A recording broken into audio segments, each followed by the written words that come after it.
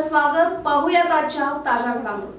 शिक्षण क्षेत्रात मोठी स्पर्धा वाढली आहे. या स्पर्धात्मक युगात ग्रामीण भागातील विद्यार्थ्यांना चांगले शिक्षण मिळावे यासाठी आपण सीमा भागातील बोरगाव येथे विद्यासागर शिक्षण संस्थेची स्थापना केली.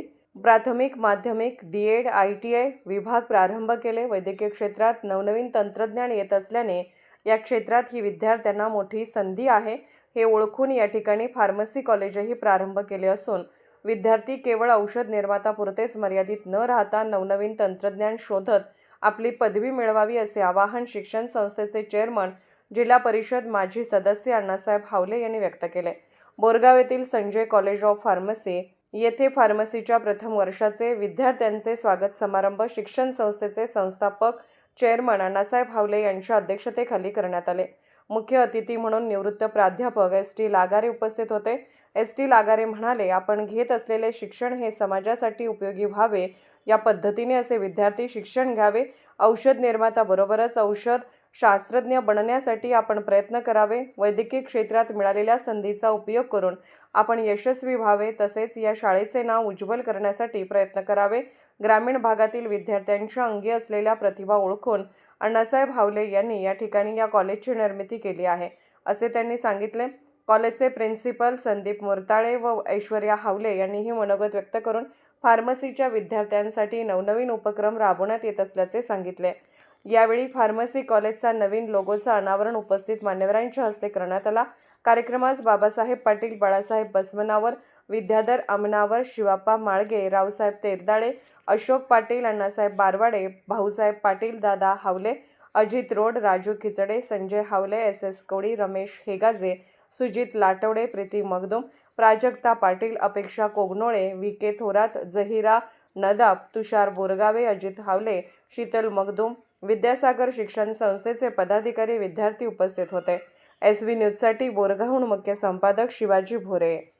ಸಂಸ್ಥೆಯ ಅಧ್ಯಕ್ಷ ಈ ನಾತೆಯಿಂದ ನಿಮಗೆಲ್ಲರಿಗೂ ಸ್ವಾಗತವನ್ನು ಕೊಡ್ತೀನಿ.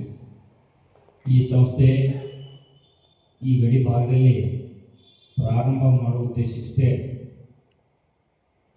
ಈ ಮುಂಚೆ ನೋಡಿದ್ರೆ ಎಲ್ಲ ಮಕ್ಕಳು ನಿಪ್ಪಾಣಿ ಅಥವಾ ಬೆಳಗಾವಿ, ಹುಬ್ಬಳ್ಳಿ, ಬೆಂಗಳೂರು ಆ ರೀತಿ ಹೋಗಿ ಕಲಿಬೇಕಾಗ್ತಿತ್ತು.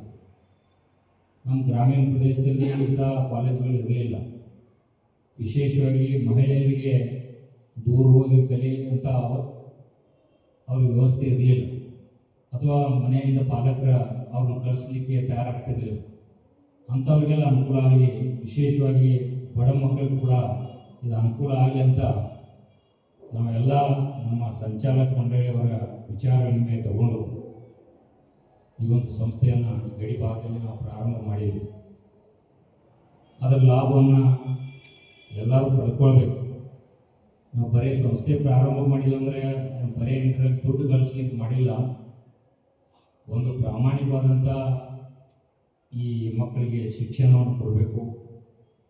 ಅದು ಮುಂದಿನ ದಿನಗಳಲ್ಲಿ ಅವರು ಬಾಳಿ ಬದುಕಲಿಕ್ಕೆ ಅವಕಾಶ ಮಾಡಿಕೊಡ್ಬೇಕು, ತಮ್ಮ ಕಾಲ ಮೇಲೆ ತಾವು ನಿಂತ್ಕೊಳ್ಬೇಕು ಅನ್ನೋಂಥ ಉದ್ದೇಶ ಇಟ್ಕೊಂಡು ಈ ಸಂಸ್ಥೆಯನ್ನು ಭಾಳ ಕಷ್ಟಪಟ್ಟಿದ್ದೇವೆ ನಾವು ಪ್ರಾರಂಭ ಮಾಡಬೇಕಾದ್ರೆ. ಯಾಕಂದರೆ ಮೊದಲೇ ರಾಜೀವ್ ಗಾಂಧಿ ಯೂನಿವರ್ಸಿಟಿ ಪರ್ಮಿಷನ್ ತೊಗೊಳ್ಬೇಕು, ಆಮೇಲೆ ಸ್ಟೇಟ್ ಗೌರ್ಮೆಂಟ್ ಪರ್ಮಿಷನ್ ತೊಗೊಳ್ಬೇಕು, ನಂತರ ಫಾರ್ಮಸಿ ಕೌನ್ಸಿಲ್ ಆಫ್ ಇಂಡಿಯಾದಿಂದ ಪರ್ಮಿಷನ್ ತೊಗೋಬೇಕು. ಇವೆಲ್ಲ ಮಾಡಬೇಕಾದ್ರೆ ಸುಮ್ಮನೆ ಆಗೋದಿಲ್ಲ. ಇದಕ್ಕೋಸ್ಕರ ಎಲ್ಲ ಬೇಕಾಗುವಂತೆಲ್ಲ ಕಾಗದ ಪತ್ರಗಳನ್ನು ತಯಾರು ಮಾಡಿದಂಥವ್ರು ಯಾರಾದರೂ ಇದ್ದರೆ ಅವರು ನಮ್ಮ ನೇಮಿನಾಥ್ ಬಾರವಾಡೆ, ಅಜಿತ್ ಹೌಲೆ ಮತ್ತು ಆನಂದ್ ಅವರಿಗೂ ಕೂಡ ಶ್ರೇಯ ಸಲ್ಲಿಸಂತ ನಾನು ಹೇಳಬೇಕಾಗ್ತದೆ ಈ ಸಂದರ್ಭದಲ್ಲಿ. ಯಾಕಂದರೆ ಅವರು ರಾತ್ರಿ ಅನ್ನೋದಿಲ್ಲ, ಹಗಲು ಅನ್ನೋದಿಲ್ಲ, ಅಥವಾ ಮುಂಜಾನೆ 6 ಗಂಟೆವರೆಗೆ ಫೋನ್ ಮಾಡಿ ಹೇಳಿದ್ರು ಕಾಲೇಜ್ ಕಡೆಗೆ ಬಂದು ಡಾಕ್ಯುಮೆಂಟ್ ಬೇಕಿದ್ದು ರೆಡಿ ಮಾಡಿದ ತಕ್ಷಣ ಅಂದ್ರೆ ಮಾಡ್ತಾರೆ ಅವರು. ಅವರಿಗೂ ಕೂಡ ಈ ಸಂದರ್ಭದಲ್ಲಿ ನಾನು ಅಭಿನಂದನೆಗಳನ್ನು ಸಲ್ಲಿಸ್ತೇನೆ. ವಿಶೇಷವಾಗಿ ಫಾರ್ಮಸಿ ಮಾಡ್ತಿರ್ತಕ್ಕಂಥ ಎಲ್ಲ ಮಕ್ಕಳು ಕೂಡ ನಾನು ಈ ಸಂದರ್ಭದಲ್ಲಿ ಇಷ್ಟೇ ಹೇಳಿ ಬಯಸ್ತಾ ಇದ್ದೀನಿ. ಬರೀ ಫಾರ್ಮಸಿ ಮಾಡಿ ನಾವೊಂದು ಅಂಗಡಿ ಶಾಪನ್ನು ಓಪನ್ ಮಾಡ್ಕೊಂಡು ಕೂತ್ರೆ ಆಗೋದಿಲ್ಲ. ಅನೇಕ ಈ ಫಾರ್ಮಾಸ್ಯೂಟಿಕಲ್ಸ್ ಕಂಪ್ನಿಗಳು ಕೂಡ ಇದ್ದಾವೆ, ವಿಶೇಷವಾಗಿ ಗುಜರಾತ್ನಲ್ಲಿ ಹೆಚ್ಚು. ಅದರಲ್ಲಿ ತಮಗೆ ನೌಕರಿ ಅಥವಾ ರಿಸರ್ಚ್ ಮಾಡಲಿಕ್ಕೆ ಕೂಡ ಅವಕಾಶ ಇದೆ. ನೀವು ಕೂಡ ಅಂಥ ಕಂಪ್ನಿಯಲ್ಲಿ ಹೋಗಿ ಮಾಡಬೇಕೇನಿಲ್ಲ, ನೀವು ಸ್ವಂತ ಕೂಡ ರಿಸರ್ಚ್ ಮಾಡಬೇಕು. ಈಗ ಏನೋ ಅವ್ರ ವಿಜ್ಞಾನ ಹೆಸರು ಗೊತ್ತಿಲ್ಲ, ಆದರೆ ಮಾಡ್ತಾ ಮಾಡ್ತಾ ಈ ಪೆನ್ಸಿಲಿನ್ ಇಂಜೆಕ್ಷನ್ ಕಂಡು ಹಿಡಿದವ್ರು. ಈ ರೊಟ್ಟಿ ಮೇಲೆ ಬುರ್ಷೆ ಬರ್ತಾಯಿತ್ತು. ಆ ಬುರ್ಷೆಯನ್ನು ನೋಡಿ ಆ ಬುರ್ಷೆ ತಿಂದವ್ರಿಗೆ ಈ ರೋಗ ಕಡಿಮೆ ಆಯಿತು. ಅದರಿಂದ ಅವರ ಕಂಡು ಹಿಡಿದ್ರು ಅದು ಔಷಧ. ಆ ರೀತಿ ನಿಸರ್ಗನ ನಮ್ಗೆ ಕಲಿಸ್ಕೊಟ್ಟಿದ್ವಿ.